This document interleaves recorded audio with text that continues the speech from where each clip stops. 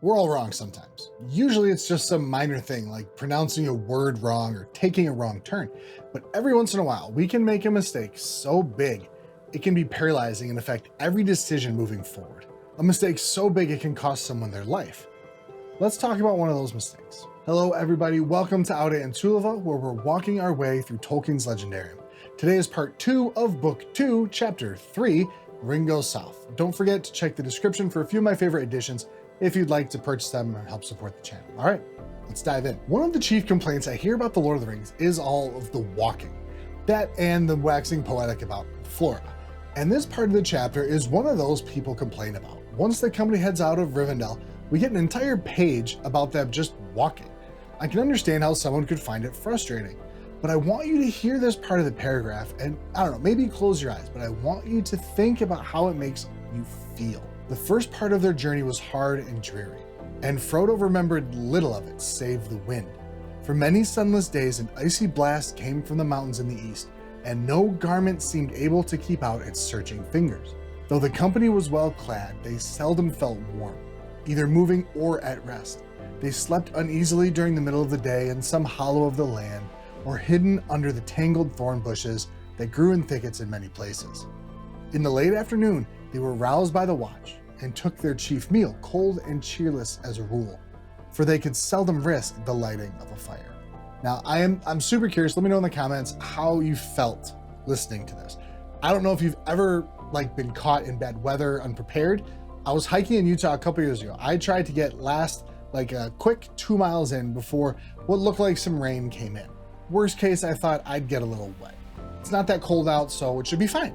Except the temperature dropped about 15 degrees. I had on a thin exercise shirt and thin shorts, and then the rain came, then the hail came. There were a few of us, but among them was my 4-month pregnant wife. We had to stop under some pine trees to wait out the hail.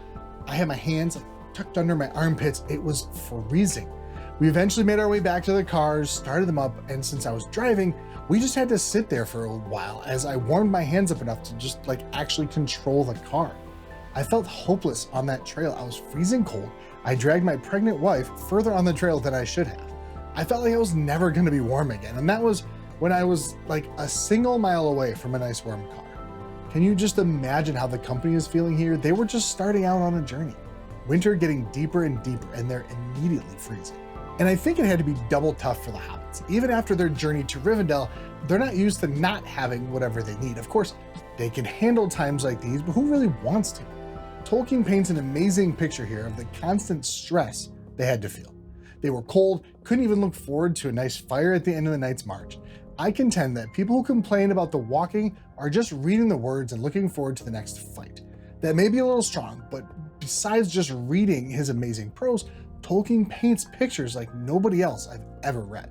After all the walking, they reach Holland, which used to be known as Eregion in the Second Age, and they see the 3 mountains over Moria in the distance. And luckily, Eregion was a place where the elves once lived, and Gandalf gives us the reason they'll take an extra little rest here. There is a wholesome air about Holland. Much evil must befall a country before it wholly forgets the elves, if once they dwelt there. That is true, said Legolas, but the elves of this land were of a race strange to us of the sylvan folk, and the trees and the grass do not now remember them. Only I hear the stones lament them. Deep they delved us, fair they wrought us, high they builded us, but they are gone.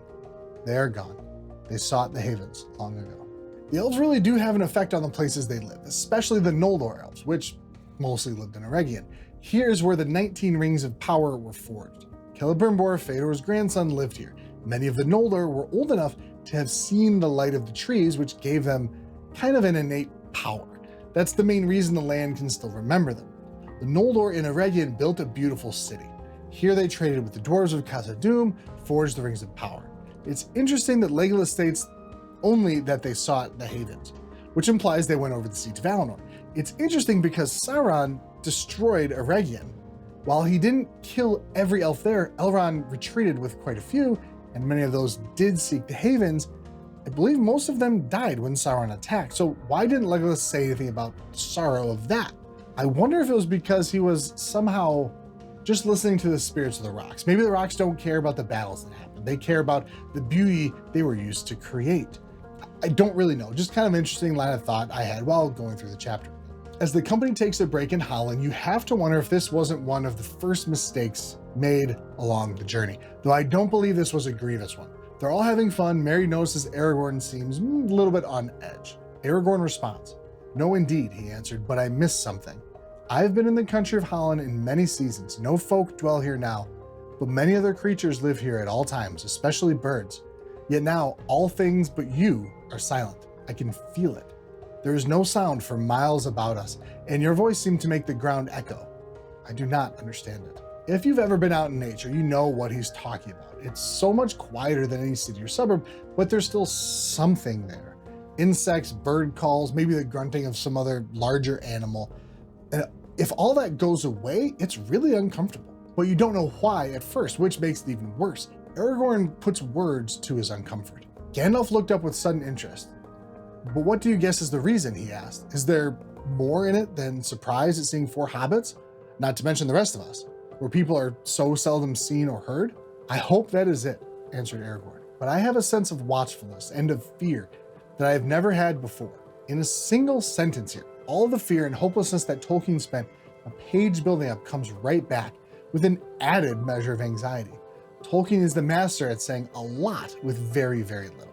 But this mistake of taking it easy in Holland may prove to just kind of be lucky, if luck you call it, because the Cribbine from Dunland fly over them. Everyone but Sam, who has the first watch, and Aragorn are asleep. They're able to lie down and hide, and the others are lying still, asleep. So at this point, the consequences of the first mistake are, at the very least, not immediate, and possibly completely averted. Luckily for Gandalf, as things start to get depressing, he has Pippin to yell at. "Well, if that isn't a plague and a nuisance," said Pippin. The news, no fire and a move again by night, had been broken to him as soon as he woke in the late afternoon. All because of a pack of crows. "I had looked forward to a real good meal tonight, something hot." "Well, you can go on looking forward," said Gandalf. "There may be many unexpected feasts ahead of you. For myself, I should like a pipe to smoke in comfort, and warmer feet. However, we are certain of one thing at any rate. It will get warmer as we get south."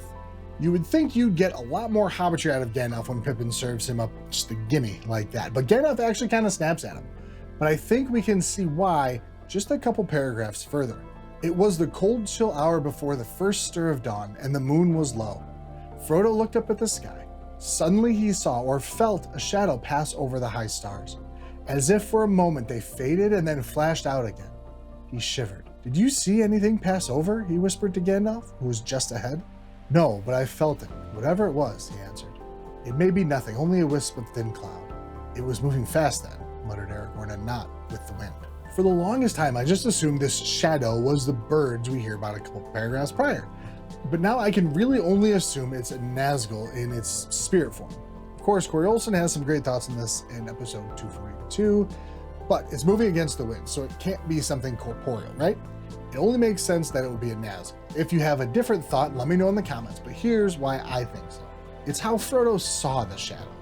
Tolkien says he saw or felt it, and that the stars faded and flashed out again. They weren't blackened out, they just faded. I think this is a bit of a side effect of his wound maybe from the Morgul blade. He's tied to these creatures, and even Gandalf felt something. No one saw anything, but felt the presence of a shadow. Of course, this is repeated in Minas Tirith as the Nazgul fly above the city out of sight, but the feeling of dread builds as they just feel it flying above them. Now, as the company continues on, we get Frodo's perspective of what seems to be a small part of a long-held debate between Gandalf and Aragorn. "Winter deepens behind us," he said quietly to Aragorn. "The heights away north are whiter than they were. Snow is lying far down their shoulders. Tonight, we shall be on our way high up towards the Redhorn Gate. We may well be seen by watchers on that narrow path and waylaid by some evil, but the weather may prove a more deadly enemy than any. What do you think of your course now, Aragorn?" "I think no good of our course from beginning to end, as you know well, Gandalf," answered Aragorn. "And perils known and unknown will grow as we go on. But we must go on, and it is no good our delaying the passage of the mountains. Further south there are no passes till one comes to the Gap of Rohan. I do not trust that way since your news of Saruman. Who knows which side now the marshals of the Horse Lords serve?" "Who knows indeed," said Gandalf. "But there is another way, and not by the pass of Caradhras, the dark and secret way that we have spoken of."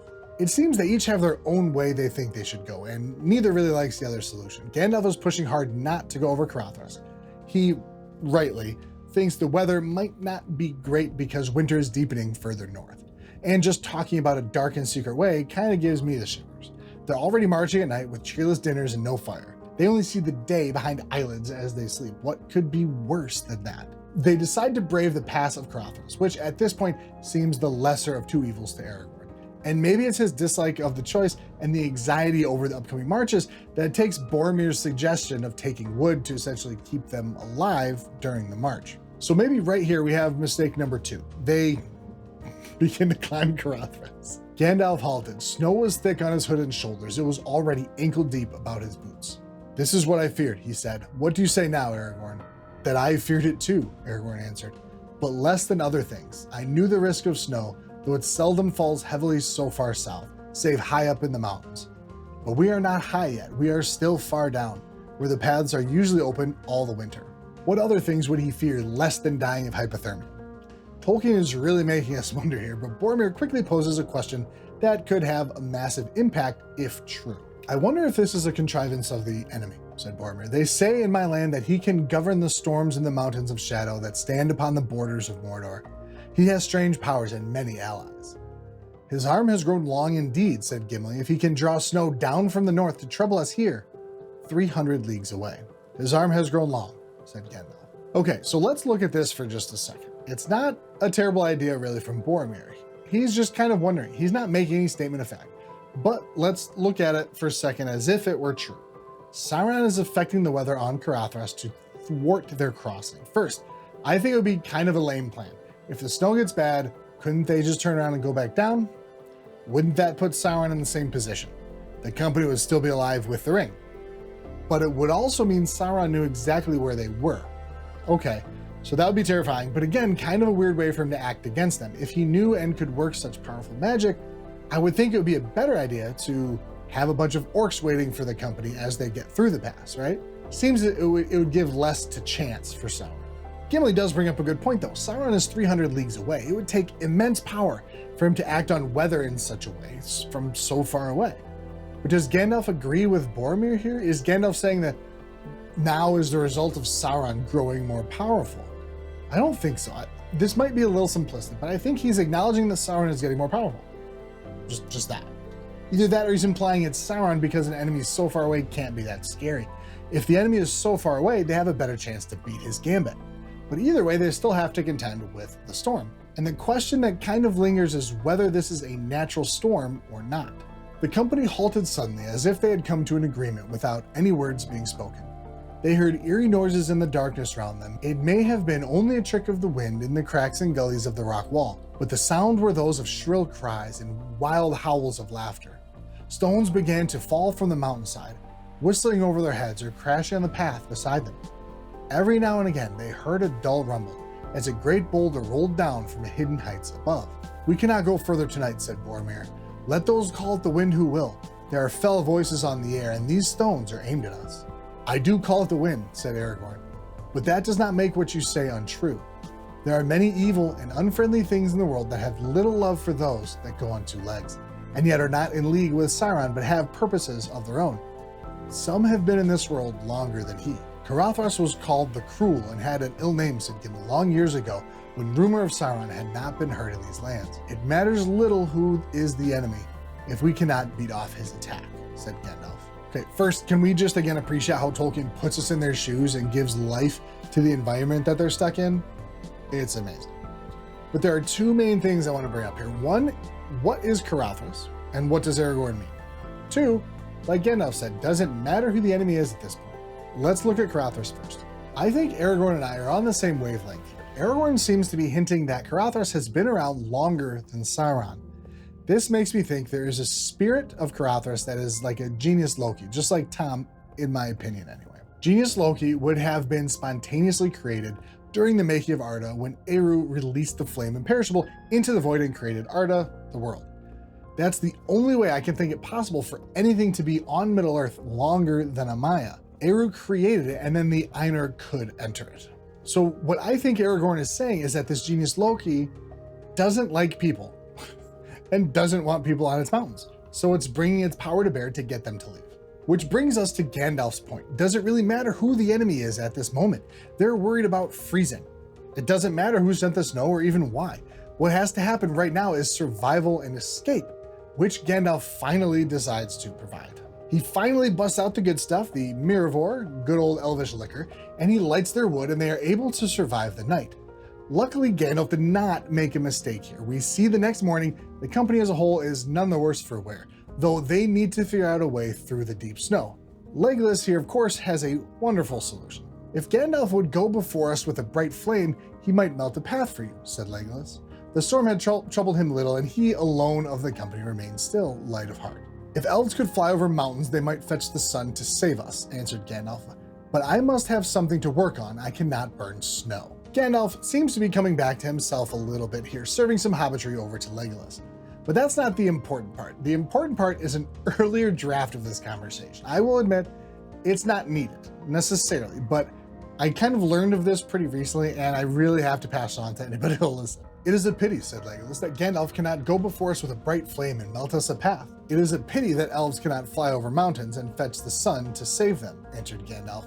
Even I need something to work on. I cannot burn snow, but I could turn Legolas into a flaming torch if that will serve. He would burn bright while he lasted. Spare me, cried Legolas. I fear that a dragon is concealed in the shape of our wizard. Yet a tame dragon would be useful at this hour. It will be a wild dragon if you say any more, said Gandalf. So this little bit is from History of Middle-earth, Volume 7, The Treason of Isengard. I don't have a lot to say about it. Gandalf is just savage here. He's not even hinting. He's straight up threatening Legolas with being burned alive and then telling him to shut up or make good on his word. I just love this version of the story. But of course, since we are only a quarter of the way through the book or something, they get off the mountain and we end the chapter with this. A cold wind flowed down behind them as they turned their backs on the Redhorn Gate and stumbled wearily down the slope. Caradhras had defeated them. They leave the mountain defeated. You could look at this as either Gandalf's or Aragorn's mistake, because Gandalf went with Aragorn's choice. But they wasted at least 2 days worth of travel, used up some of the Mirivor, which, as far as I can tell, is kind of priceless. They even alerted anyone who knows how to look that Gandalf was there. It's as good as signaling, hey guys, we got the ring over here. Seems like a big mistake, maybe one that's pretty hard to come back from. But is it really a mistake? Or was it fate? Okay, spoilers incoming. We talked about this a few videos ago, the phrase, shall prove but mine instrument. Eru's saying all things work toward his end, his plan. And this is something I think I'll make a video of when we finish the book, all the little things that had to go right for the company to win. So get subscribed for that. But if they had crossed the pass over Caradhras, they wouldn't have entered Moria. A powerful enemy would not have been slain. Maybe the company wouldn't have split up the way it did, and you can see how things would have gone really, really differently. So maybe it wasn't a mistake. Maybe it was luck, if luck you call it. And that's all for Chapter 3, The Ring Goes South. Thank you all so much for watching. Don't forget to like and subscribe, and until next time, Aure and Tulva, day shall come again.